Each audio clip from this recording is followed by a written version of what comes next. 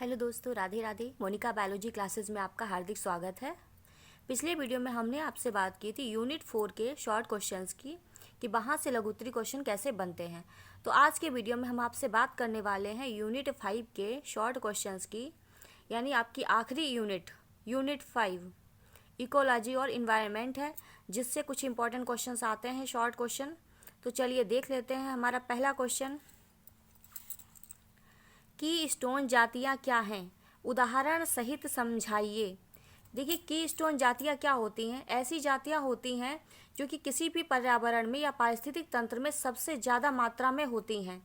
जैसे कि हम आम के बाग को आम का बाग क्यों कहते हैं? इसका मतलब है कि वहाँ पर आम के पेड़ सबसे ज़्यादा मात्रा में होंगे, ठीक है। और लेकिन बाकी पेड़ भी होंगे, ऐसा नहीं है कि छोटी छोटी घास है या जामुन है या अमरूद है, नीम है, तो बहुत सारे पेड़ भी उसमें होंगे, लेकिन जिसकी संख्या सबसे ज़्यादा होगी उसी के नाम से हम उस पारिस्थितिक तंत्र को जानते हैं, ठीक है।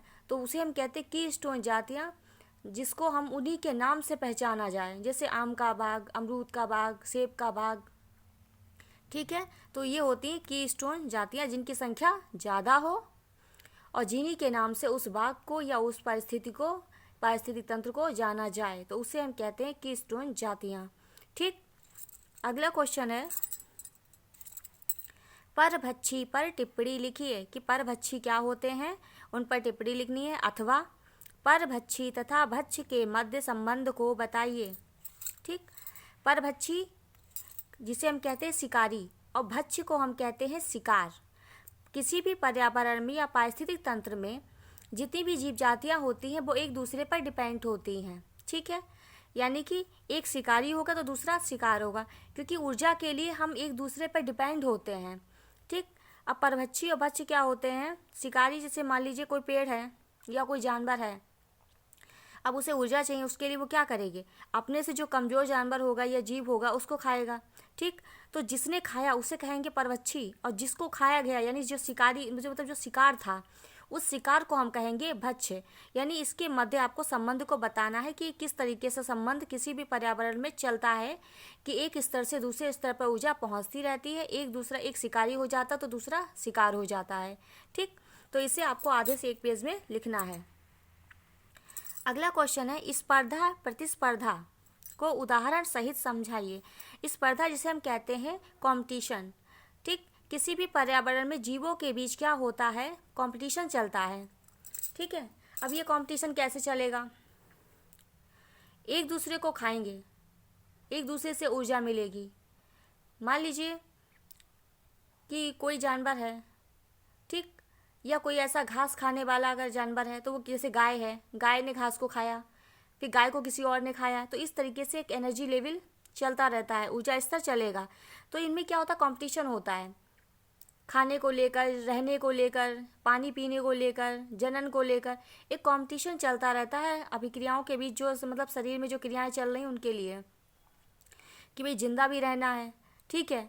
तो जब जिंदा रहना है तो भैया कंपटीशन तो करना ही है पर्यावरण में। जब कंपटीशन होगा तो आपस में जातियाँ एक दूसरे को कहते हैं ना कि लड़ेंगी मरेंगी आपस में मिलके, ठीक। तो इस तरीके से ऊर्जा का क्रम चलेगा, ठीक है। तो इस कंपटीशन को आपको उदाहरण सहित समझाना है कि एक जाति के बीच कंपटीशन हो रहा है या अलग अलग जाति के जीवों के बीच कंपटीशन हो रहा है, तो इसे आपको समझाना है। अगला क्वेश्चन है, निम्नलिखित पर टिप्पणी लिखिए। पहला है परजीविता, पैरासाइट। जब एक जीव दूसरे जीव पर निर्भर होता है खाने पोषण के लिए, रहने के लिए, खाने के लिए, तो उसे हम कहते हैं परजीविता, ठीक है। दूसरा होता है सहभोजिता। इसमें क्या होता है? जब दो जीव साथ साथ रहते हैं तो एक को तो फायदा होता है, तो दूसरे को कोई फर्क नहीं पड़ता। भैया साथ में रह रहे हो तब भी ठीक है, नहीं रह रहे हो तब भी ठीक है। यानी कि मतलब मेरे ऊपर अगर रह भी रहे हो, आश्रित हो, तब भी कोई फर्क नहीं पड़ता दूसरे को, ठीक। तो एक को लाभ हो रहा है तो दूसरे को क्या हो रहा है? ना तो लाभ हो रहा है ना तो हानि हो रही है। तो इसे हम कहते हैं सहभोजिता, ठीक है। अगला है सहजीवन। इसमें क्या होता है? जब दो जीव साथ साथ रहते हैं तो दोनों को फायदा होता है। कैसे? मान लीजिए कि दो जीव एक साथ रह रहे हैं, एक दूसरे के ऊपर डिपेंड है, ठीक। अब एक क्या कर रहा है? जब जो दूसरे के ऊपर रहेगा तो उसे रहने की जगह मिल जाएगी। भाई किसी के शरीर पे कोई रहेगा तो उसे रहने की जगह मिल गई, और दूसरा क्या करेगा? उसी से उसको खाना खा लेगा, उसी से मतलब पोषण के लिए डिपेंड हो जाएगा। भैया हम तुम्हें खाना दे रहे हैं, तुम हमें रहने की जगह दे दो, ठीक। तो इस तरीके से क्या होगा, एक उसे आश्रय दे रहा है तो दूसरा उसे पोषण दे रहा है। तो ये होता है सहजीवन, यानी साथ साथ रहना और एक दूसरे की हेल्प करना। हमें तुमसे फायदा हो रहा है तो तुम्हें हमसे फायदा हो रहा है। ठीक है, इसको आपको उदाहरण सहित समझाना है कि सिम्बायोसिस यानी सहजीवन क्या होता है। अगला क्वेश्चन है, खाद्य श्रृंखला तथा खाद्य जाल को समझाइए, अथवा खाद्य श्रृंखला तथा खाद्य जाल में अंतर लिखिए। दोनों को परिभाषा लिख के आपको उदाहरण से समझाना है।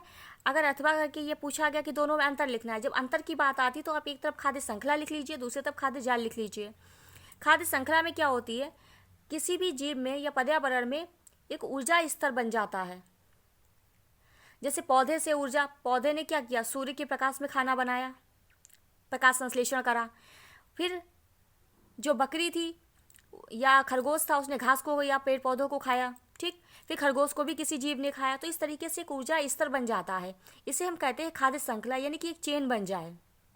ठीक है, और खाद्य जाल क्या होता है, जब बहुत सारी खाद्य श्रृंखलाएं आपस में मिल जाती हैं तो वो एक नेटवर्क बना लेती हैं। इस नेटवर्क को हम कहते हैं खाद्य जाल। ठीक, फूड वेब और फूड चेन, इसको आपको समझाना है। अगला क्वेश्चन है, प्राथमिक उत्पादकता यानी प्राइमरी प्रोडक्टिविटी क्या होती है। अब प्राथमिक उत्पादकता पूछी गई है, तो प्राथमिक उत्पादन क्या होता है, जब पेड़ पौधे सूर्य के प्रकाश में कार्बन डाइऑक्साइड है, जल है और क्लोरोफिल है, इन सब के प्रेजेंस में क्या करेगा, प्रकाश संश्लेषण करेगा। और प्रकाश संश्लेषण से जितनी भी ऊर्जा मिलती है वो पेड़ पौधों के अंदर ही तो संचित होती है, क्योंकि सबसे पहले बनाते ही पेड़ पौधे हैं। तो ये होगी प्राथमिक उत्पादकता, यानी प्राथमिक उत्पादन जो हुआ है वो पेड़ पौधों के पास है, यानी 100% एनर्जी है उनके पास। तो उसे हम कहते हैं प्राथमिक उत्पादकता या प्राथमिक उत्पादन। ठीक है, इसको आपको आधे से एक पेज में लिखना है कि प्राथमिक उत्पादकता क्या है। अगला क्वेश्चन है, एक पारिस्थितिक तंत्र में ऊर्जा के प्रवाह को समझाइए। कि पारिस्थितिक तंत्र में जो ऊर्जा का प्रवाह चल रहा है, एक स्तर से दूसरे स्तर पे, दूसरे से तीसरे स्तर पे, तीसरे से चौथे स्तर पे, तो उसे आपको लिखना है कि कितने % एनर्जी जो है एक स्तर से दूसरे स्तर पे ट्रांसफ़र हो रही है। यानी एक किसी को खा रहा है, फिर दूसरा उसको खा रहा है, तीसरा उसको खा रहा है, तो इस तरीके से एक दूसरे पर डिपेंड है। ठीक है, तो इस तरह से ऊर्जा का प्रवाह एक स्तर से दूसरे स्तर पर होता रहता है। कितने % होता है, 10% होता है। याद रखिएगा, इससे आपका बहुविकल्पी या फिर अतिलौत्री बनता है। पूछ लेते हैं कभी कभी कि एक स्तर से दूसरे स्तर पे ऊर्जा का प्रवाह कितने % होता है, तो आपको बताना है 10% होता है। ठीक है, अगला क्वेश्चन है, निम्नलिखित पर टिप्पणी लिखिए। नंबर 1 उत्पादक प्रोड्यूसर, दूसरा है उपभोक्ता कंज्यूमर, और तीसरा है अपघटक डिकम्पोजर। ठीक, उत्पादक क्या होते हैं, पेड़ पौधों को हम उत्पादक कहते हैं जो कि प्रकाश संश्लेषण की क्रिया से खाना बना लेते हैं। ठीक है, तो ये हो गया उत्पादक। उपभोक्ता क्या होते हैं, जो उत्पादकों से अपना खाना बनाएं या खाना लें। भाई पेड़ पौधों से हरी सब्जियां जो भी बन रही है वो उपभोक्ता उससे ले रहा है, तो ये हो गया उपभोक्ता। अपघटक क्या होते हैं, ये जितने भी सड़े गले पदार्थ होते हैं इन सबसे भोजन अपना प्राप्त करते हैं, इन्हें हम कहते हैं अपघटक। ठीक है, तो इन सबको आधे आधे पेज में लिखिएगा, 1.5 पेज कवर हो जाएगा। अगला क्वेश्चन है, वन्य प्राणियों के विनाश के 4 प्रमुख कारण लिखिए। आखिर वन्य प्राणियों का विनाश हो क्यों रहा है। वन्य प्राणी जो इतने ज़्यादा जंगलों में रहने वाले थे उनकी संख्या दिन प्रतिदिन कम होती चली जा रही है, लेकिन क्यों, क्योंकि जंगलों का विनाश हो रहा है। आदमी अपने रहने के लिए जंगल काटता चला जा रहा है, जंगलों में आग लग रही है, बहुत सारे केमिकल, इतने ज़्यादा इंडस्ट्री से धुआं निकल रहा है जो कि उन सबको हानि पहुंचा रहा है। ठीक, लोग क्या कर रहे हैं, शिकार कर रहे हैं जंगली जानवरों का। तो इस तरीके से क्या हो रहा है, वन्य प्राणियों का विनाश होता चला जा रहा है। आपको 4 प्रमुख कारण बताने हैं। ठीक है, अगला क्वेश्चन है, रेड डाटा बुक पर टिप्पणी लिखिए। रेड डाटा बुक क्या होती है, इस बुक में जितनी भी संकटग्रस्त जातियां हैं, जिन पर संकट है या जो विलुप्त के कगार पर पहुंच रही हैं, उनको बचाने के लिए किताब तैयार करी गई, जिसे कहते हैं रेड डाटा बुक।